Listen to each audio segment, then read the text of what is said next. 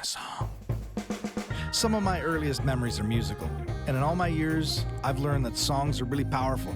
I mean, they can make you laugh, they can make you cry, they can make you want to move, and they can transport you back to a specific place and time where you can remember exactly how cool the air was to breathe that day, or what color everything became under the streetlights when they come on at night.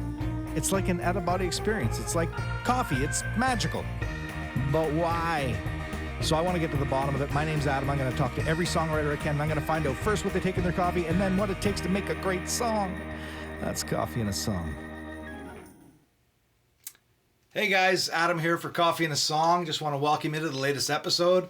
Thanks to everybody who's been tuning in so far. We're having a blast doing this. It's been such a great time in this pursuit to find out what makes a great song. So if you're enjoying this, make sure you head over to our YouTube channel at Jackshot Records. Hit the subscribe button, the bell notifications so you get all the latest announcements and episodes. As well, you can find us on Facebook, Jackshot Records, or on Instagram at Jackshot Records. Anyway, that's enough about us.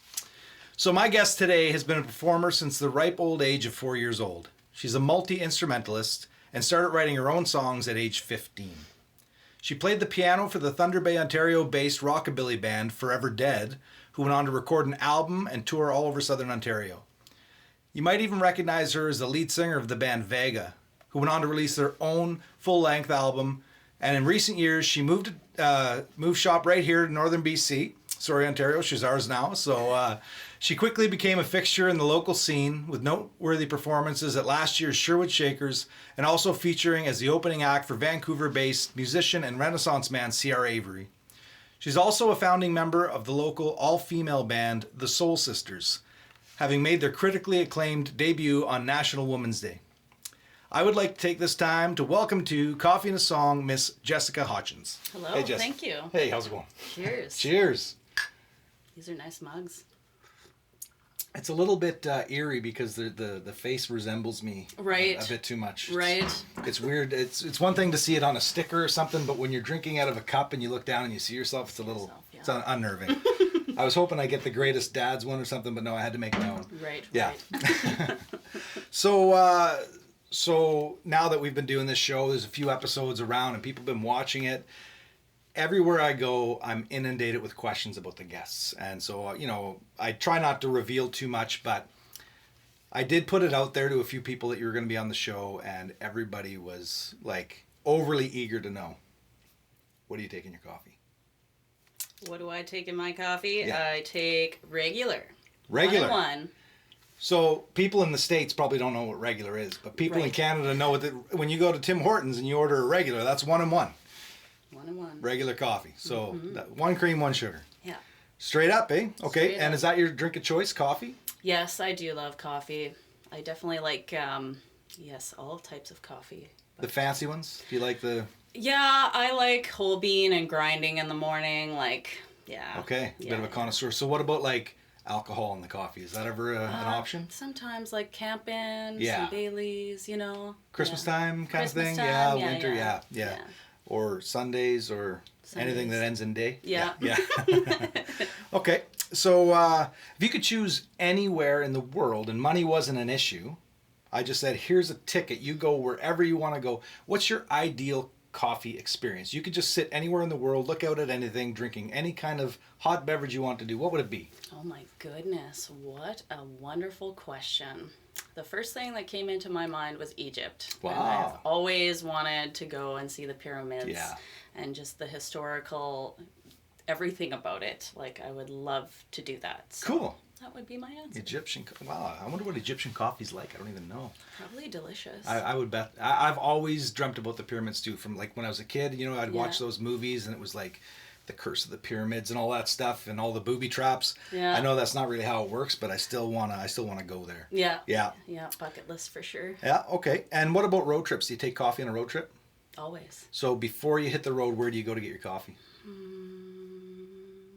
I'm going to say McDonald's. Yeah. Yeah. Okay. Yeah. That's the preference. Yeah, that's a At McDonald's. the drive-through kind of scenario for coffees. Yeah. Awesome.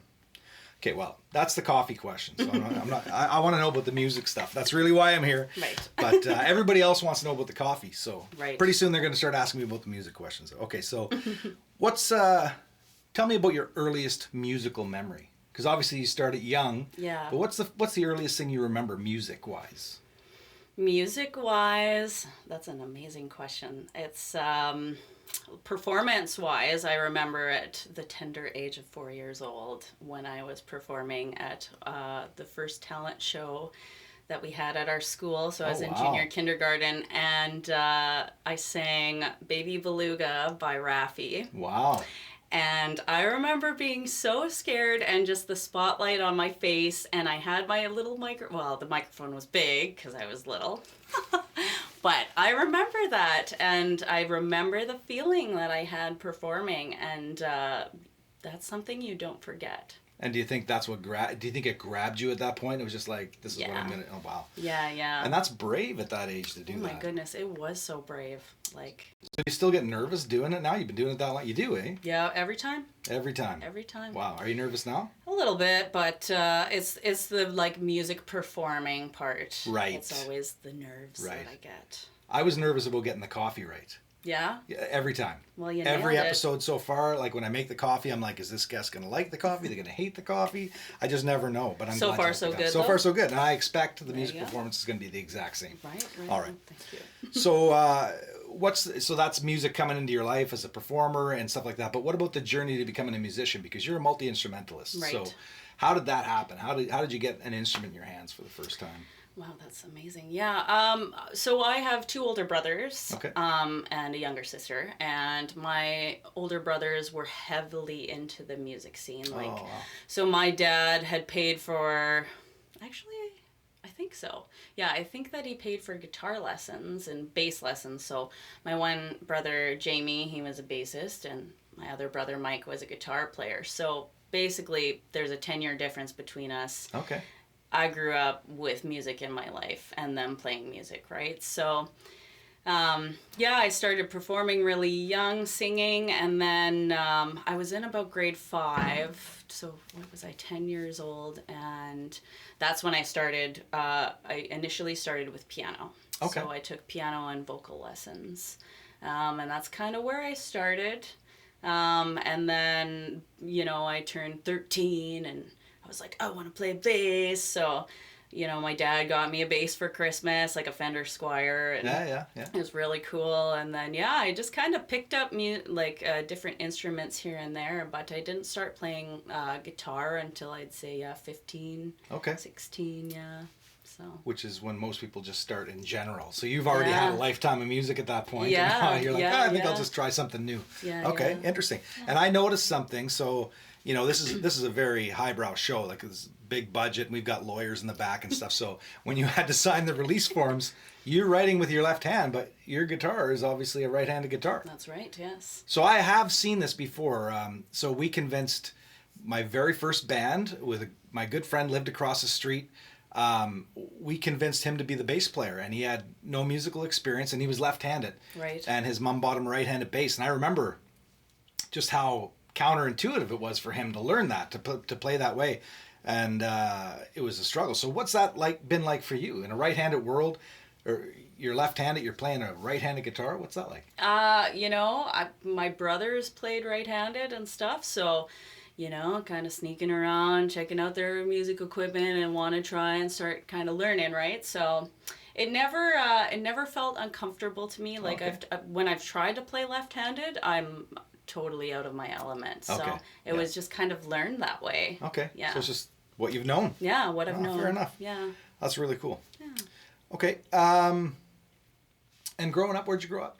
I grew up in Thunder Bay, Ontario. Oh, wow. Okay. So what was that like? What was that like, especially from a musical point of view? How do you think that's influenced you musically? Oh my goodness. So I grew up in the country, probably about 40 minutes from Thunder Bay. So out in the sticks, as I like to say. And so how would that? That's a very good question. Anyways, I always wanted to be in town because that's what was happening, right? Like, that's where the music was. There was a ton of places that had live music and supported local music, right? Awesome. Yeah. Thunder Bay is amazing because there's so many larger acts that they get there. Yeah. And I had the opportunity to see a lot of cool stuff, like in my, kind of in my adolescence going into my teens and stuff. Like my first real concert was the Bouncing Souls, and like a punk concert, and I was like, whoa. I was just like, this is crazy. And I was instantly hooked, right? Yeah. So, there's just lots of opportunity and lots of people playing local music. So I was just engulfed in it. Like, cool. Yeah. So even though you were resistant to it at the time, do you think there was an advantage to being out in the sticks and desiring to be in town because you didn't have that access to town, but you had the time to play That's the right. instruments? You feel like that was... Yeah, totally. Okay. Yeah. Oh, very cool. Yeah. All right. So as a female... This is kind of a, I don't understand this side of it, so I'm curious, but how would you say the music scene has been as a female artist, a female independent artist, trying to go out on your own? Is it any different? Do you feel like there's a disadvantage? I know with like the Me Too movement and all these kinds of things, some of the things are starting to bring corrective measures, I guess you could say. Right. And we're trying to level the playing field, but do you still feel that there's some kind of disadvantage or anything like that females face? I've definitely experienced it in my lifetime of doing music. I won't get into details, but it's certainly, there has been times where I have felt disadvantaged. However, I do think that with a lot of females speaking up in music is amazing, and, bringing that to light. Yeah. Right? Like there's female country musicians that are being played more on the radio and stuff, and I do see that, right? Or I hear it, I should say. Right, yeah. So, it's kind of been put out into the universe, and people are listening, and they're encouraging females to be musicians, right? So, and though I'm very influenced by female solo artists, especially. Like, I think that's so cool. Yeah. Okay. Yeah. So who are some of your influences, like early on? And early on, I listened to so much music that my parents did. So it was a lot of, I remember as a kid, like listening to Queen and April Wine, lots of disco, lots of rock and roll. Yeah, it was cool. But then as I started getting a little bit older and finding my own music that I really liked, I started listening to, who would I say that I really liked? Like my heroes, I'd say is like Hayley Williams from Paramore. Oh yeah. She was very young, like 13 years old when Paramore started. Wow, yeah. In the States, and that's super young, like to be in a rock band. And she grew up in front of people's eyes, right, in the music and the success that they achieved, which is amazing. And so I've always held high regard to Paramore, and she actually did a solo album, which is amazing. But I haven't seen that. Yeah, it's very new. Okay. Petals for Armor is what the album's called. But check that out. Yeah, check it out. We I used to play in a band with a female singer, and we used to cover one of their songs. Very talented band. Oh, really? Yeah, we did. You're putting me on the spot now. And, I can remember the guitar riff. I don't know. Misery Business. No, I don't think so. No? Okay. I think it was something a little more like happy sounding. I'll get back to you on that one. Yeah, I don't know. Sorry to put you on the spot. That's okay. I can play it for you, but I'm not going to do that. Right, yeah. So what about listening to music? What's your favorite way to listen to music? Do you like vinyl? Do you like tape? I listen to it on my phone with headphones. Yeah? Yeah, I do like a vinyl.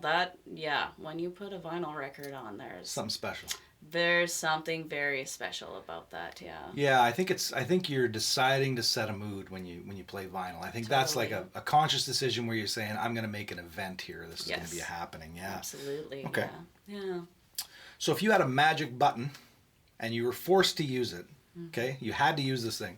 Okay. And what it would do is it would freeze music to a certain era, like a certain decade or a certain stretch of time, and that was the music we were stuck with. Just that era. What era would that be?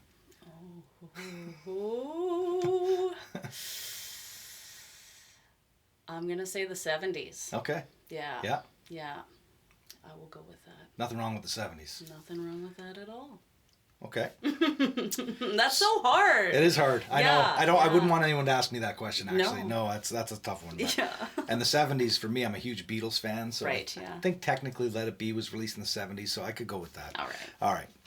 So what about a song, maybe a popular one, so that everybody can get the reference, but has there been a song that you heard and you liked it the very first time you heard it? I mean, some songs take a few times, you know, they grow on you over time or whatever, but is there a song that you can think of that the first time you heard it, you were like, I love this song?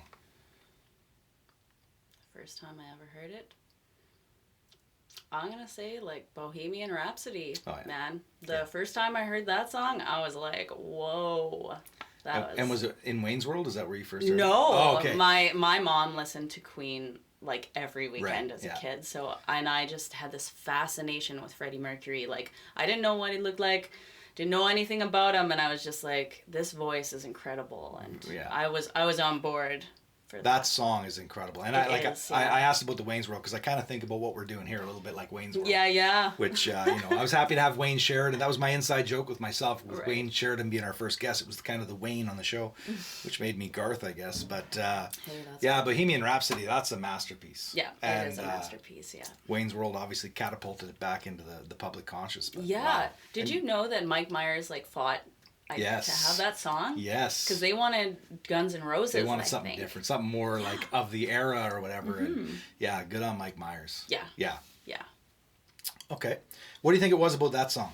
Like, because not every song is likable right away, or not every song. But what do you think it was about that song that just made you say, this is a keeper? I think the harmonies, just the way the words flowed, it was, I'd say the harmonies and just the vocals that really spoke to me. Yeah. And is that something that catches your ear normally, is vocals right away? Yeah, right away, Awesome. Yeah. Okay. Can you think of a song that took you a long time to warm up to? Oh, probably, yeah. What would be, There might be a pause here. I gotta think about that. That's a tough one. Well, yeah, it is. I don't even know who wrote these questions. It was me, but I don't know what I was thinking when I wrote them. Okay. Well, we can skip that one. All right. Yeah, honestly, that's a terrible question. I gotta think. Well, it's good though, because like there's bands that I've like initially listened to, and I'm like, nah. Yeah. They kind of creep up, and you start listening to them more and more, right? I even mentioned this in one of the episodes, but I kind of go back to Nirvana, because to me, when I heard Smells Like Teen Spirit for the first time, I was young and at an age where I really loved punk and I really loved heavier songs and that kind of stuff. And this was one of those, it was a mashup of a few different genres. I heard it was really powerful. I loved it. Yeah. But then it got played so much. Right. Like, it just, such a bad taste in my mouth after that. So kind of all Nirvana's music was off limits to me. Yeah. So, but fast forward 10 years and I gained a whole new appreciation after listening to them over time. And it's like, wow, you really understand that it was actually really good music. I can get behind that too. Yeah, I just never really listened to them. And then I started listening actually recently, like the last year, and I was like, wow. Yeah. Their Unplugged album that's a good album. Mm-hmm. So what's your process like when you write a song? So you're writing your own song. How does that usually happen? Is this... Tell me your process. My process is kind of, I don't know how, I don't want to say normal, but this is kind of how I'll go through a song. Sure.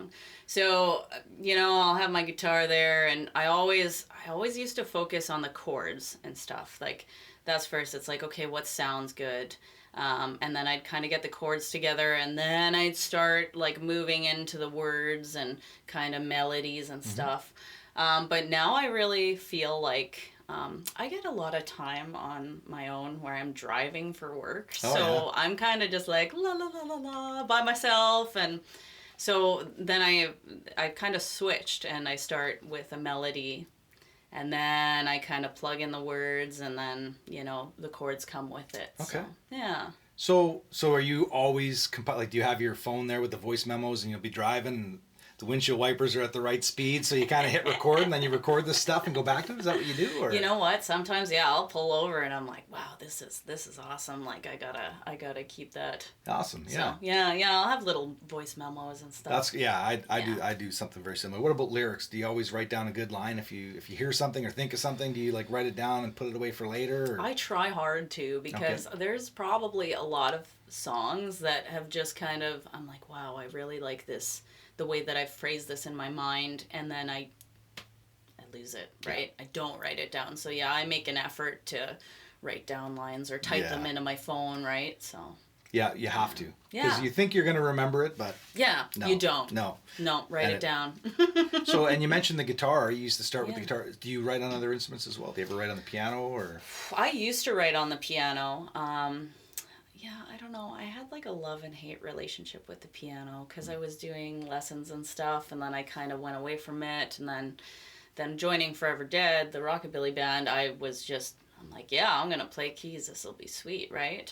So I really focused in on that, and yeah, I'd say there's a couple songs that I've like kind of I'd plunk away the keys, but nothing like involved around the piano. Yeah. That's kind of home base. The guitar's home base. Sure. Mm-hmm. Okay. Yeah, for sure. What would you say the style of music is that you write? I know everybody hates these kinds of questions. Do they all like go? Genres, yeah. But like, would you say there's a certain style to it, or are you kind of all over the spectrum? I wouldn't say that I'm all over the spectrum. I mean, a lot of the influence that I have with playing guitar, I listen to a lot of country music and kind of pop music. So it's kind of, I'd say it's in like that avenue. Okay. Yeah. Yeah. Cool. And being a multi-instrumentalist and whatever, you started writing music on those and then going for the vocals afterwards. Now you find yourself writing the melodies first and the music second. Do you think if you weren't an instrumentalist, do you think you would still write songs?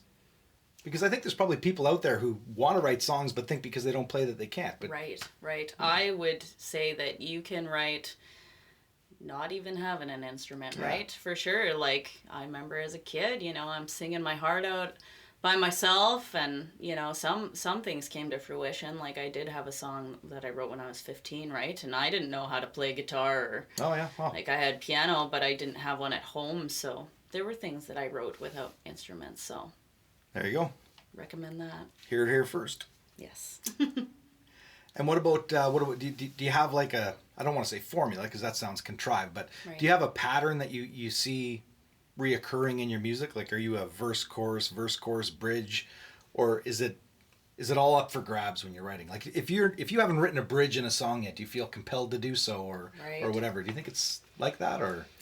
It's usually like verse, chorus, and sometimes I'll do a bridge, and then, finishing with 2 choruses. So, yeah, that's funny you say that, because there's some songs I have without bridges, but there's some that do have bridges. So.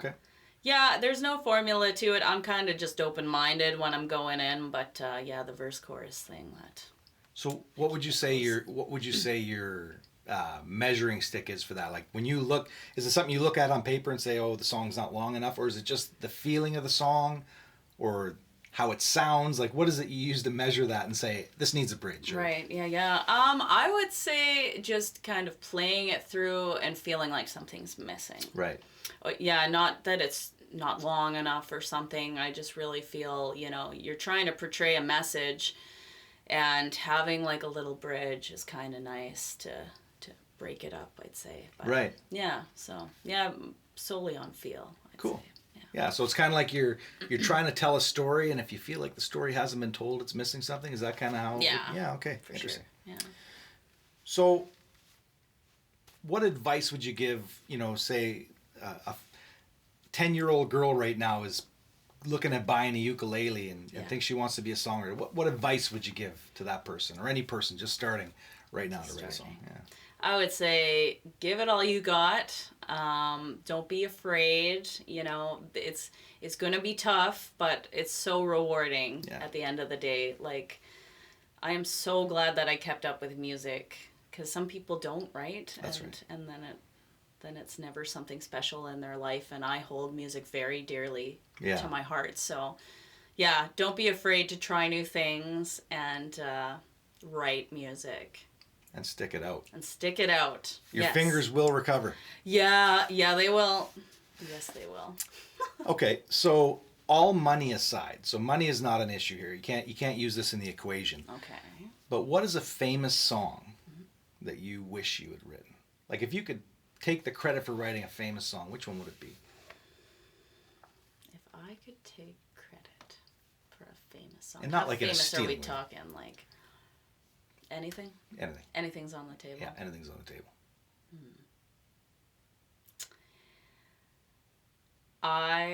Okay, I've got it. All right. I wish that I would have wrote the song Slow Burn by Casey Musgraves. Okay. Yeah, it's the opening track on her album Golden Hour, and it is amazing. Wow, okay. And what is it about that song you think? She's just talking about, being present, and like the first line is, born in a hurry, always late, haven't been early since 88. Oh, wow. And it just sets the tone Yeah. for the whole song, right? And she's just talking about, she's okay with taking her time and let the world turn. Cool. Yeah. That's cool. Yeah. We need more of that. Totally. Yeah. Yeah. Okay, so I'm going to try and edit this next question out later. This is just between us. No one's going to hear this one. Okay. But what's a song or maybe a band that you wouldn't normally admit to, like your guilty pleasure? What's a song that you would hate for all your friends from back in Thunder Bay to know that you listen to on repeat when you're driving, Everybody's got one. What would it be? Just one song? Oh my goodness. I don't know if that's if I could say just one song. It could be an album or a band. Boy bands. Boy bands? NSYNC. Oh. Oh yeah. I grew up 10 years old, and I'm not afraid to say that I love NSYNC though. Okay, so well, there you go. There's my guilty. Don't worry. No one's going to hear about that. That's okay. Okay. Okay, and with your songwriting, have you ever collaborated? Or do you like the collaborating process, writing with other artists or? Yeah, I totally like doing that.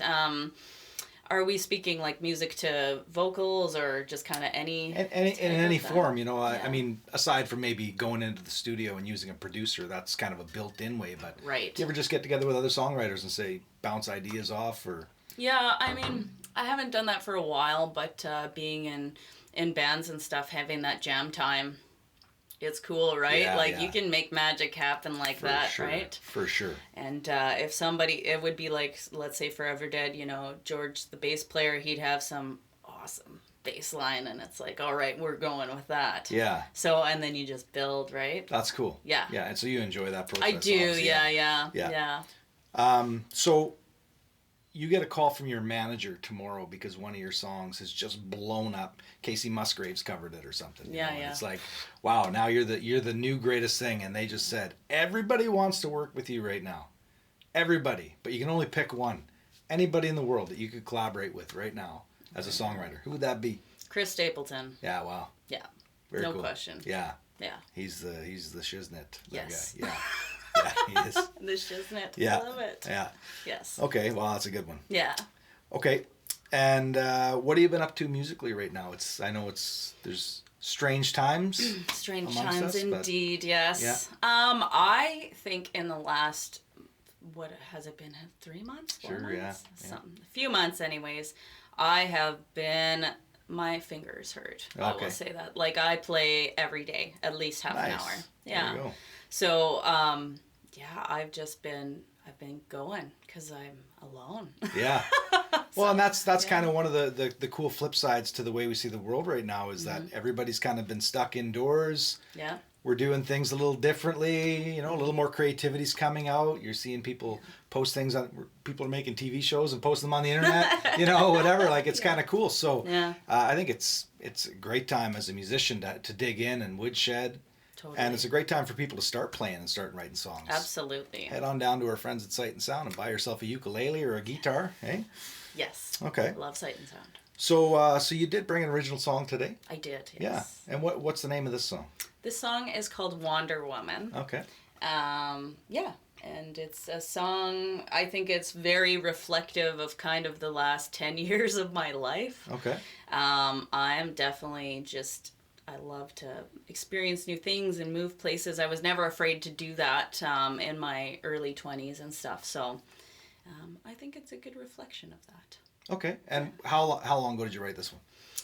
Very recent. Okay. So, yeah, since fresh. I'd say like within the last year I wrote this song. Oh. Yeah. So we're getting first dibs here. That's right. Yeah. Very cool. Okay. And did this one come to you fast, or was this one you had to kind of hash out over time, or?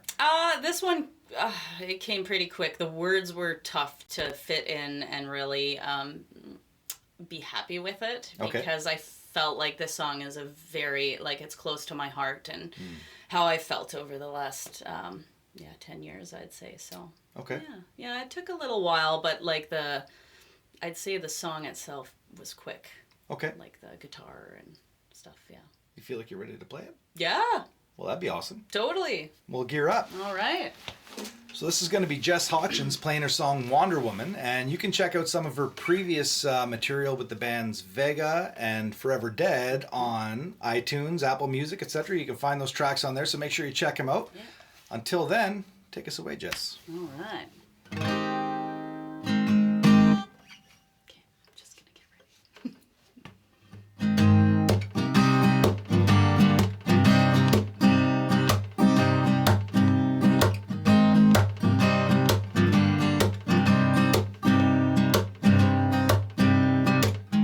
Wipe the mud off my dirty boots. Threw a dart onto a map.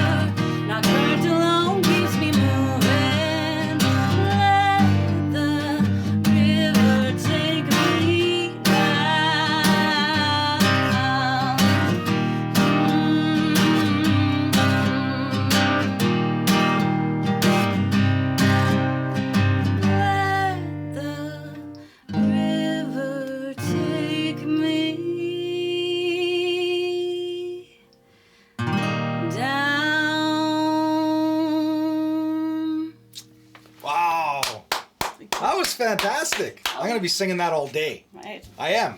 I love that song. Wow, that was really fantastic. Thank you. Wow, that's amazing. I can't thank you enough for coming down, spending some time with us today, and sharing that song. That was really great. Thank you. I would normally talk about the next gig and whatever, but obviously that's kind of up in the air right now. TBD. Yeah. But we will have you back on the show. I hope you'll come and visit us again. We'll talk about the next gigs. Before you do go, though, this has become our little tradition here. This is the Coffee and a Song Cup of Fame. That's great. For season 1. If you don't mind giving me a little signature on that. Of course. Awesome. Oh, man. Well, that's going to be our show for today. Huge thanks to Jess for stopping by. That's a great tune, great conversation. If you've enjoyed what you've seen, make sure you head on over to YouTube. Check out our page, Jackshot Records.